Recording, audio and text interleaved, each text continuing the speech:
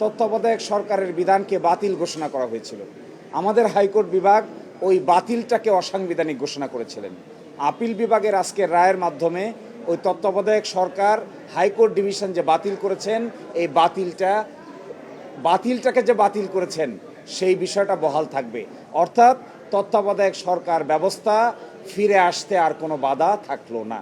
Appeal বিভাগের এই রায়ের মাধ্যমে গণভোটের বিধান পুনঃপ্রবর্তিত হলো।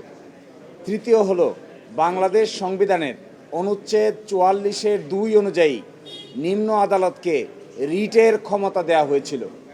হাইকোর্ট বিভাগ এই রিটের ক্ষমতা প্রদানকে অসাংবিধানিক ঘোষণা করেছিলেন। আমাদের আপিল বিভাগ এই অসাংবিধানিক ঘোষণা করার জায়গাটাকে অসাংবিধানিক রেখেছেন, অর্থাৎ হাইকোর্ট ডিভিশন ছাড়া আর কোনো আদালতে রিট আবেদন করার কোনো এখতিয়ার থাকবে না। আর চতুর্থ ছিল তত্ত্বাবধায়ক সরকার।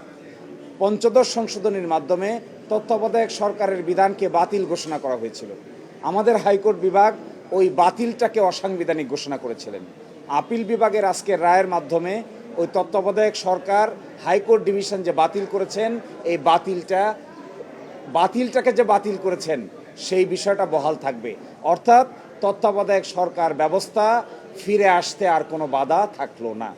এছাড়া যেগুলো রাষ্ট্রের পলিসি, রাষ্ট্রের নীতি, যেমন সংবিধানের প্রস্তাবনা, আর্টিকেল 8, 9, 10, 11, 12, 25, এগুলো সহ যেগুলো নীতি কথা, এই নীতির বিষয়গুলো সিদ্ধান্ত নেওয়ার জন্য পরিপূর্ণভাবে সংসদের উপর ছেড়ে দেওয়া হয়েছে। আমরা মনে করি এর মাধ্যমে বাংলাদেশের জাতীয় সংসদের দায়িত্ব অনেকাংশে বেড়ে গিয়েছে।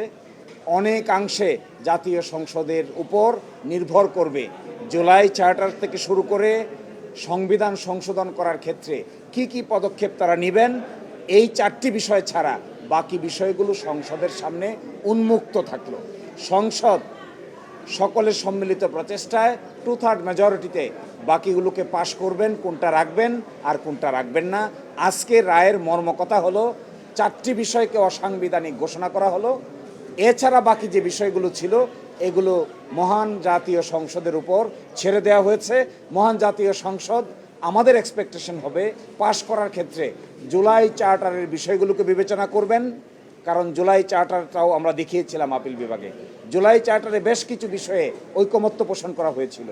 এই বিষয়গুলো করতে, অ্যামেন্ডমেন্ট আনতে কিংবা সংস্কার করতে পার্লামেন্টের সামনে আর কোনো বাধা থাকলো না।